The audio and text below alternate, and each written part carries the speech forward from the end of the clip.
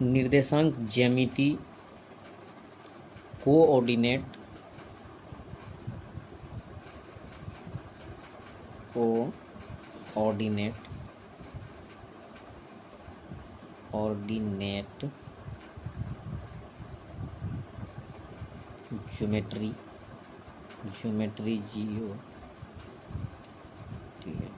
Geometry and introduction.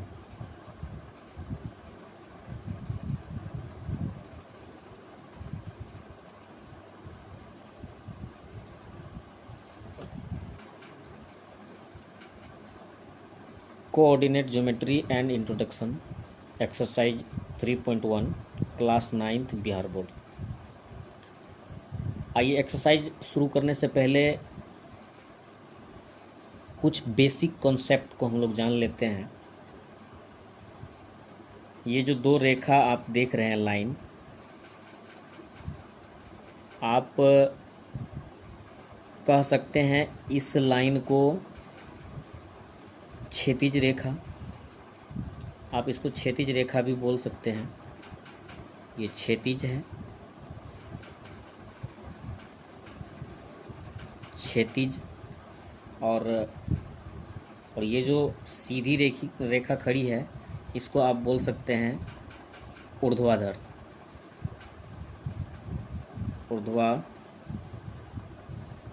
ऊर्ध्वाधर। यहाँ x और इसके अपोजिट साइड में x डैश, ये रहा y और इसको y डैश से डिनोट्स करते हैं, सूचित करते हैं। ये रहा इसका जो सेंटर में जहाँ दोनों रेखा का मिलन हुआ है, यहाँ पे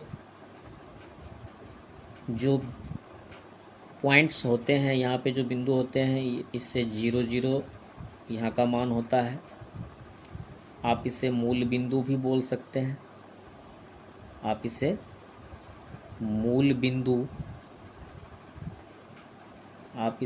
बिंदु भी बोल सकते हैं। उसके बाद अगर हम बात करें तो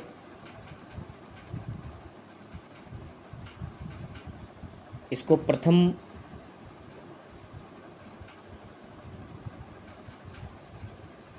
चतुर्थांश,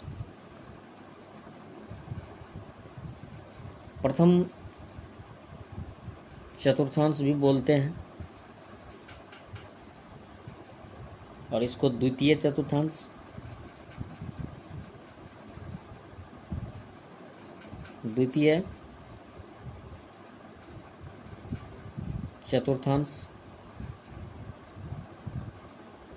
और यहाँ तृतीय चतुर्थांश।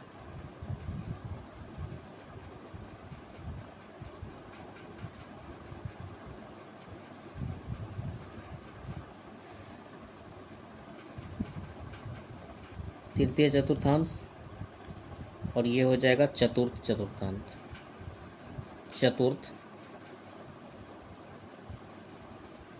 चतुर्थांश।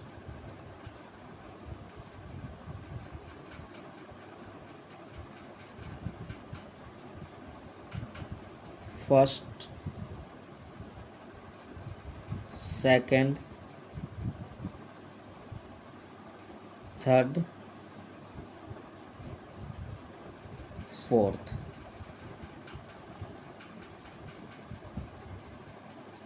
प्रथम चतुर्थांश, द्वितीय चतुर्थांश, तृतीय चतुर्थांश और चतुर्थ चतुर्थांश। एक्स अक्ष, वाई अक्ष। अब चिन्ह परिपाटी की अगर हम बात करें तो सबसे पहले जो बिंदु देखी जाती है x, उसके बाद y। अगर 2D की बात करें हम, 2D बोले तो दो दिशा की अगर हम बात करें, दो डायरेक्शन की अगर बात करें तो एक x होता है और दूसरी क्या होती है y। एक x और दूसरी y। तो अगर हम बात करें बिंदु की चिन्ह परिपाटी के तौर पे, तो सबसे पहले जो x है ये पॉजिटिव है, इधर वाला पॉजिटिव है, इधर वाला नेगेटिव है, इधर वाला ऊपर वाला y आपका पॉजिटिव है, तो नीचे वाला y जो है आपका नेगेटिव है, अर्थात प्लस माइनस। तो अगर चिन्ह परिपाटी की बात करें प्रथम चतुर्थांश में, तो चिन्ह आएगा पहले x, फिर क्या आएगा y। तो पहले x आपका प्लस है, आप देख सकते हैं। पहले अगर हम x देखेंगे इस दोनों भुज के अनुकूल, तो पहले प्लस आया, बाद में माइनस। तो चिन्ह परिपाटी पहले प्लस माइनस होगा। x प्लस वाला है और y भी प्लस वाला है, तो दोनों प्लस ही आएगा। दोनों आप देख सकते हैं, दोनों प्लस ही आ रहा है। एक बार बारीकी से देखेंगे, x पॉजिटिव है और y भी पॉजिटिव है, तो प्लस प्लस आएगा। अब अगर द्वितीय चतुर्थांश में अगर हम बात करें चिन्ह परिपाटी की, तो आप देख सकते हैं ये नेगेटिव है, तो माइनस होगा, पहले x होगा, और y जो है पॉजिटिव है, तो माइनस और प्लस होगा। तृतीय चतुर्थांश में ठीक उसी तरह से पहले x होगा, फिर y होगा, तो x ये वाला, y ये वाला, तो माइनस में x भी है और माइनस में y भी है, तो दोनों चिन्ह क्या हो गया, माइनस माइनस। और चतुर्थ चतुर्थांश में अगर हम जाएं, तो पहले x ये वाला होगा और y ये वाला होगा इसके अंडर में, तो पहले x आएगा तो प्लस होगा, और बाद में y आया माइनस में है, तो ये हो जाएगा माइनस। तो चिन्ह परिपाटी अगर देखें तो plus plus minus plus, minus minus plus minus. Clear. उसके बाद अगर हम बात करें बिंदु की, कोई भी बिंदु है, जैसे अगर हम मान लेते हैं यहाँ पे R बिंदु है, R है, तो एक x होगा तो दूसरा y भी होगा, एक x दूसरा y। यहाँ पे मान लेते हैं S, यहाँ पे मान लेते हैं कोई बिंदु P, और यहाँ पे मान लेते हैं कोई सा बिंदु S। R ले लिए हैं, S ले लिए हैं, P, यहाँ पे Q ले देते हैं, यहाँ पे Q बिंदु डिनोट कर देते हैं। बिंदु निर्दिष्ट करने के बाद यहाँ पे ये समझना है कि x अक्ष में जो है यहाँ तक की दूरी तय करी है, x अक्ष में यहाँ तक की दूरी तय करी है, और अगर y अक्ष की बात करें तो यहाँ तक की दूरी तय करी है, x अक्ष और y अक्ष। ठीक उसी तरह से इसको भी अगर देखें तो y अक्ष में x अक्ष यानी y अक्ष x अक्ष में यहाँ से लेकर यहाँ तक की दूरी तय की है, और y अक्ष में यहाँ से, फिर अगर यहाँ अगर P बिंदु की बात करें तो P यहाँ से लेकर के यहाँ तक, और यहाँ से लेके यहाँ तक। फिर अगर Q की बात करें तो Q यहाँ से लेके यहाँ तक, और यहाँ से लेके यहाँ तक। सबके लिए x y होगा, x दूसरा y, यहाँ पे जो है x होगा तो दूसरा y, और यहाँ पर x तो दूसरा y।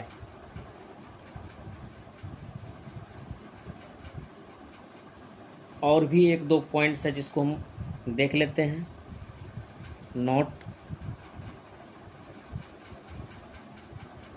नोट में इसको हम नोट कर लेंगे। अगर बात करें x अक्ष के लिए y निर्देशांक की, x अक्ष के लिए, x अक्ष के लिए y निर्देशांक की, x अक्ष के लिए y निर्देशांक तो इसका हो जाएगा 0। जैसे एक्स अक्ष के लिए वाई निर्देशांक क्या होना चाहिए। मानकर चलिए कि कोई बिंदु यहाँ पर है, कोई बिंदु यहाँ पर है, तो एक्स की तो दूरी तय किया है इन्होंने, लेकिन वाई निर्देशांक क्या होगा। यहाँ ना तो ये ऊपर गया है और ना ही नीचे गया है, तो वाई तो जीरो हो जाएगा। मानकर चलिए कि ये हो गया आपका पहला पॉइंट, ये हो गया दूसरा पॉइंट और ये हो गया तीसरा पॉइंट। तो 30 आप इसको कह सकते हैं। एक्स तो आपका जो है 3 बिंदु तक आया है, लेकिन वाई तो आपका ना ऊपर गया है नीचे, तो 30। तो ठीक उसी तरह से वाई निर्देशांक क्या हो जाएगा, 0 हो जाएगा। दूसरा जो पॉइंट है वाई अक्ष के लिए बहुत ही भिविया है ये। वाई अक्ष के लिए ठीक उसी तरह से वाई अक्ष के लिए एक्स निर्देशांक क्या होगा,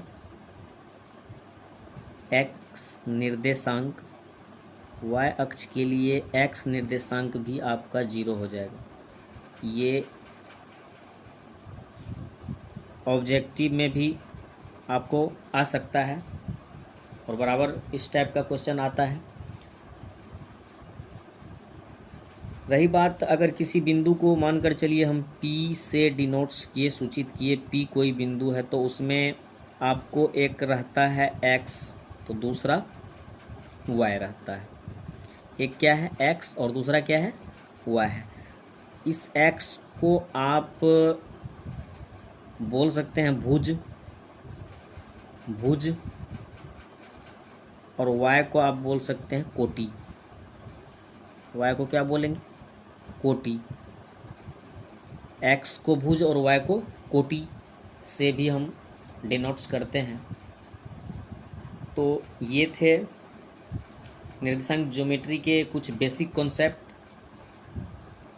जिसको आसानी से समझा जा सकता है। सभी बिंदु पर बात हो चुकी है। अब आइए एक्सरसाइज की ओर आगे बढ़ते हैं। एक्सरसाइज 3.1 के नज़रिए से अगर देखें तो क्वेश्चन जो है बिल्कुल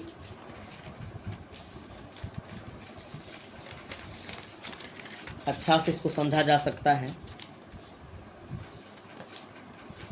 सबसे पहले जो क्वेश्चन है आया हुआ इसमें बोला जा रहा है प्रश्नावली 3.1, एक अन्य व्यक्ति को आप अपने अध्ययन मेज पर यानी टेबल पर रखें, टेबल लैंप की स्थिति किस तरह बताएंगे। तो इसको चित्र के माध्यम से समझने का प्रयास करेंगे हम लोग। चित्र के माध्यम से इसको बारीकी से समझने का प्रयास करेंगे।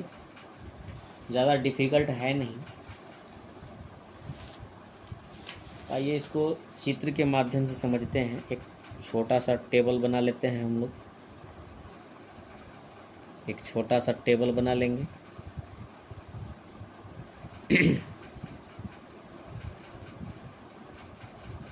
और किस तरह से इसको दर्शाना है ये चीज़ बताना है।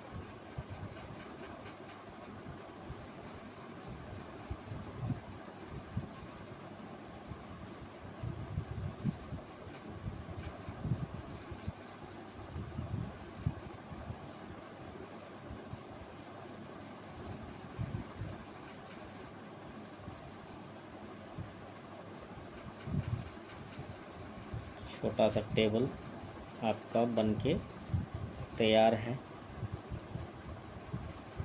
ठीक है जी। और ये रहा आपका लैंप। मानकर चलिए ये लैंप है, ये लैंप है आपका। ठीक है। और आप यहाँ पर हैं। आप कहाँ पर हैं, आप यहाँ पर हैं।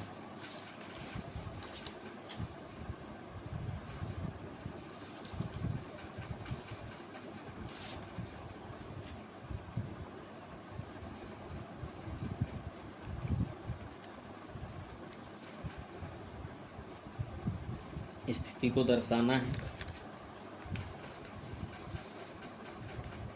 स्थिति को दर्शा के बताना है कि एक अन्य व्यक्ति को आप अपने अध्ययन मेज पर रखे टेबल लैंप की स्थिति किस तरह दर्शाएंगे। तो सबसे पहले हम बात करें तो ये एक और जा रही है, ये एक और हो गया, एक और, आप इसको कह सकते हैं एक और ये हो गया दूसरी ओर, दूसरी ओर, दूसरी ओर, एक और, दूसरी ओर।